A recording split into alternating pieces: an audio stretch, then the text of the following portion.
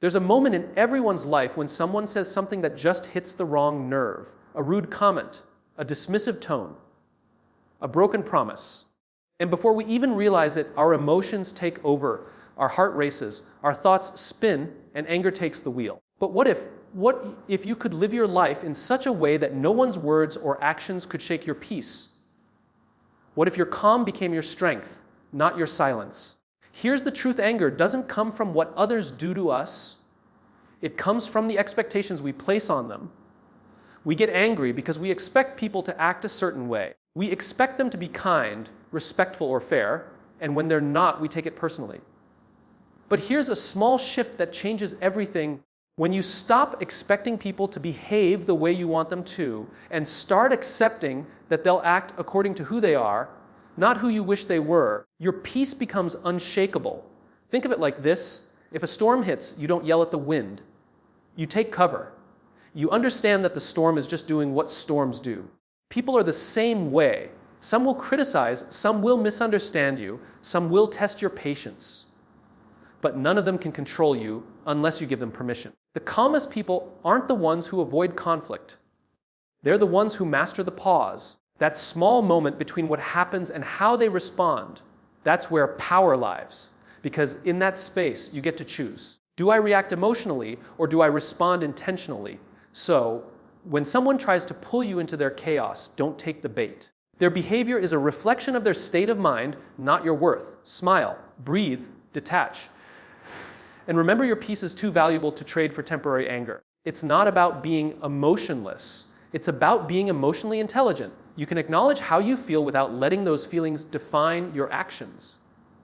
And over time, something powerful happens. You stop taking things personally. You start seeing people not as threats, but as teachers. Every difficult person becomes a mirror, showing you where you still have work to do. So the next time someone tries to bother you, take it as a test, not of your patience, but of your growth. Because true strength isn't how loud you can shout, it's how quietly you can stand unshaken.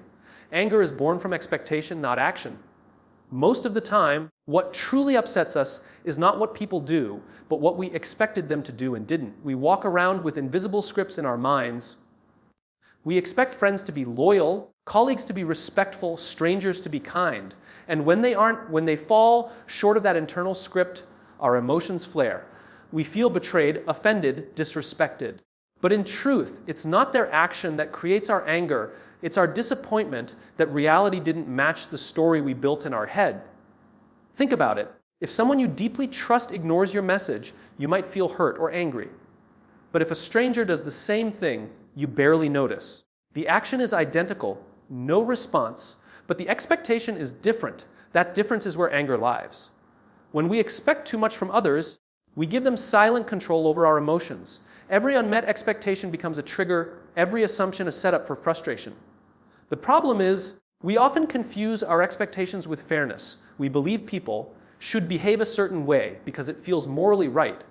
But fairness is subjective. What's respectful to one person might seem unnecessary to another. We can't demand emotional uniformity in a world full of different values, upbringings, and perspectives. When we stop expecting others to think, act, or feel like us, we begin to understand that their behavior isn't personal. It's simply a reflection of where they are in their own journey. That's why emotionally calm people seem so unshakable. It's not that they don't care, it's that they've learned to separate what they can control from what they can't. They don't hand over their peace to someone else's inconsistency. They know that expecting perfection from people who are still learning, still growing, still human, is a guaranteed path to disappointment.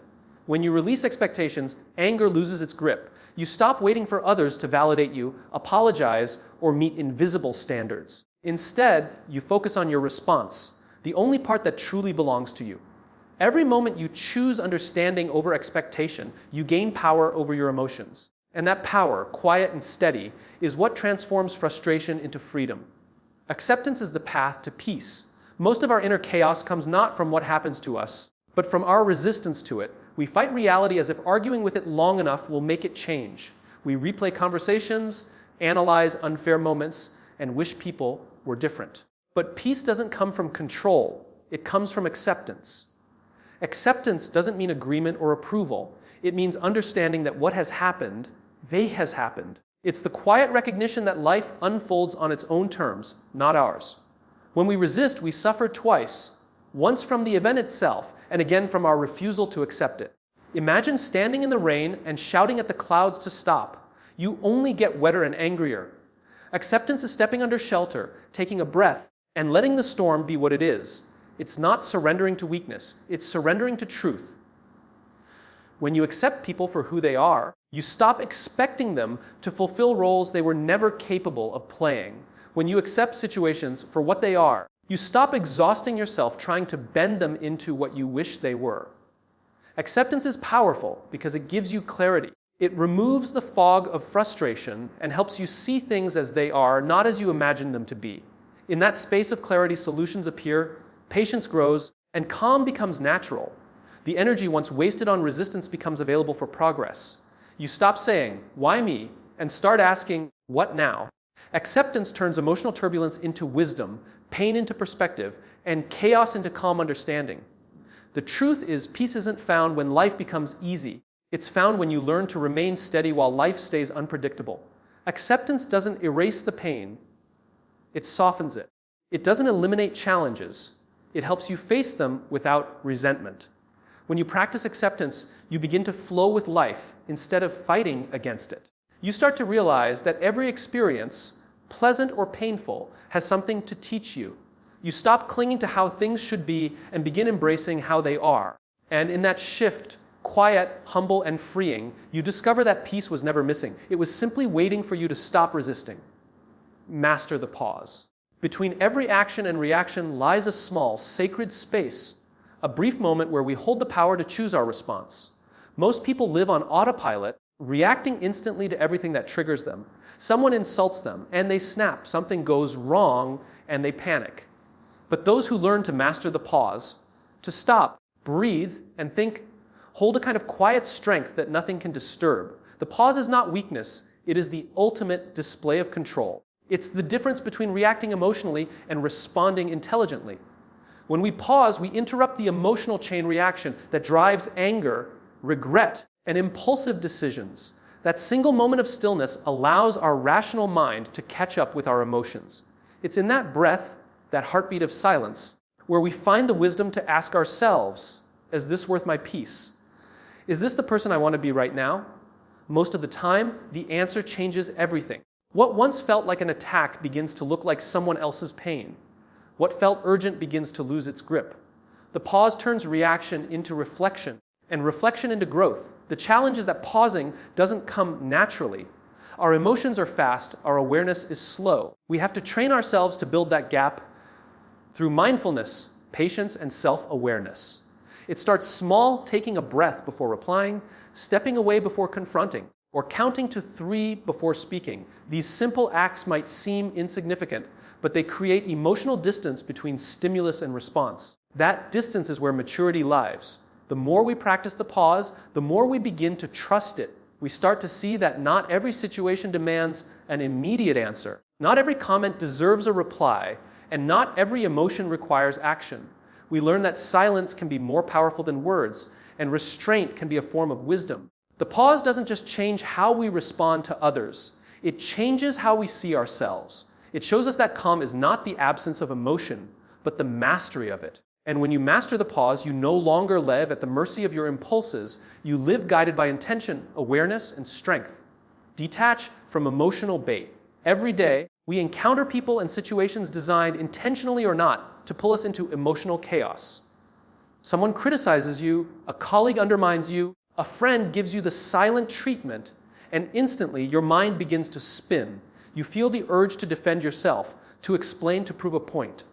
That's emotional bait. It's the invitation to react, to step into a fight that only drains your energy and steals your peace. Detachment doesn't mean indifference. It means refusing to give away your emotional control to someone else's behavior. The truth is, not every comment deserves a response, and not every battle is worth fighting. When people project negativity, they're often fighting unseen wars within themselves. Their words are rarely about you.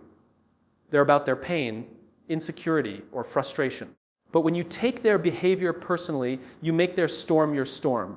Detaching means recognizing the bait for what it is, a test of your awareness. You don't need to absorb someone else's mood. You can acknowledge it, understand it, and still choose not to participate.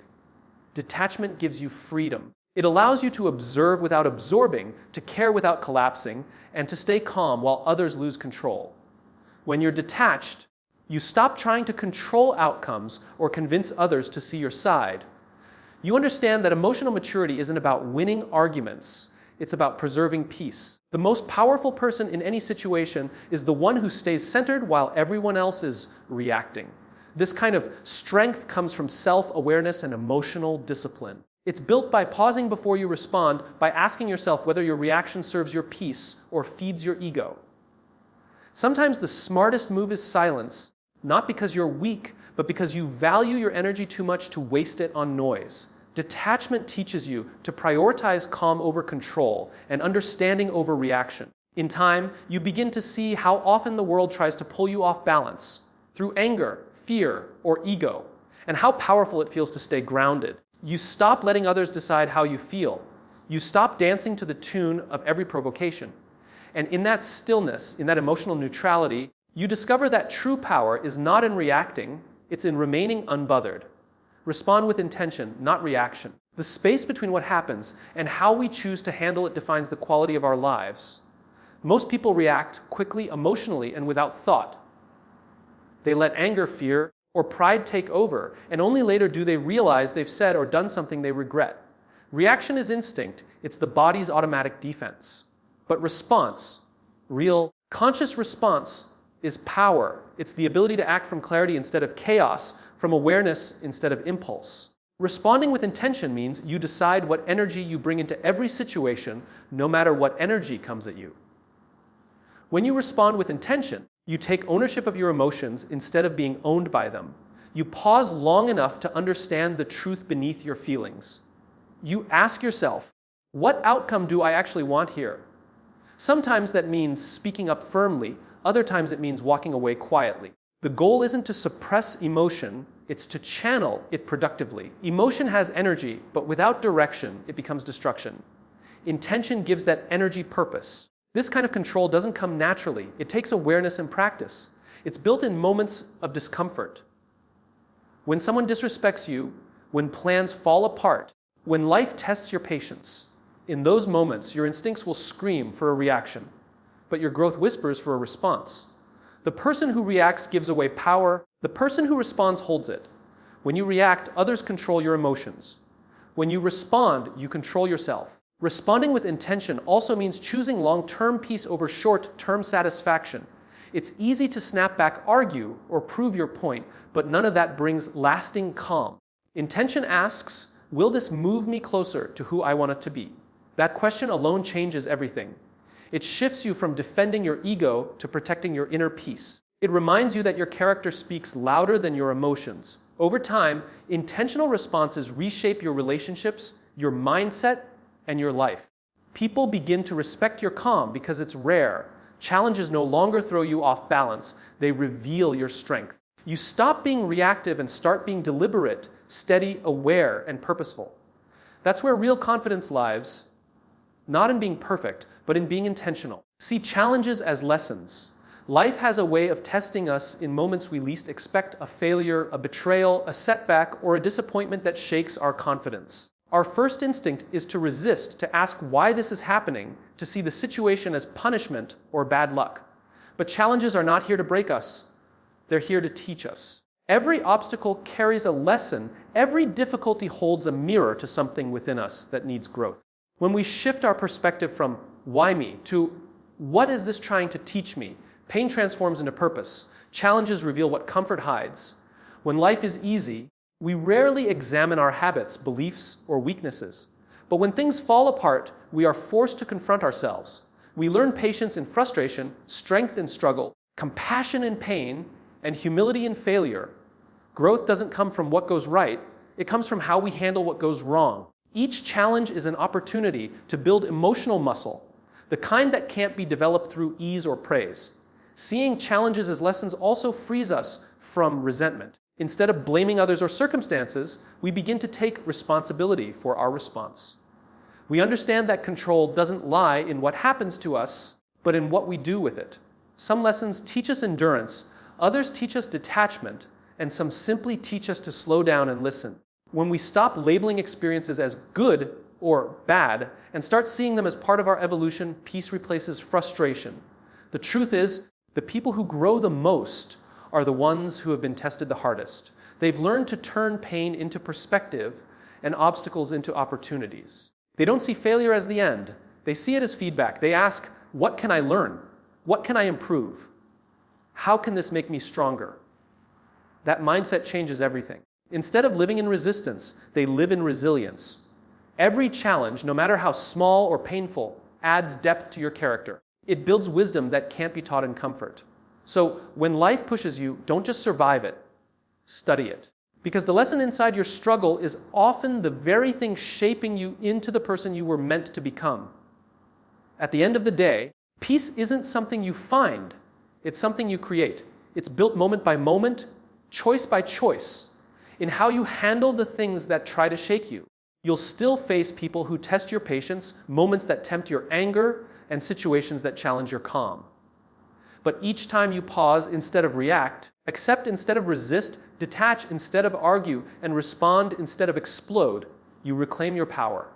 Real strength isn't in how loudly you can fight back, it's in how quietly you can stay centered. It's in knowing that your peace doesn't depend on the world around you, but on the world within you. When you stop letting others control how you feel, you become untouchable. When you learn to see challenges as lessons and not attacks, life stops being something that happens to you. It becomes something that happens for you. So, protect your peace like it's sacred.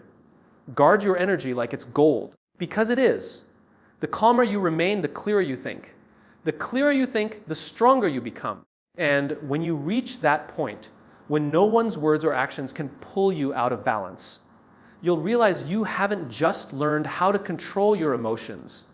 You've learned how to master yourself. That's the real victory, not in winning arguments or proving points, but in walking through life, calm, aware, and unbothered.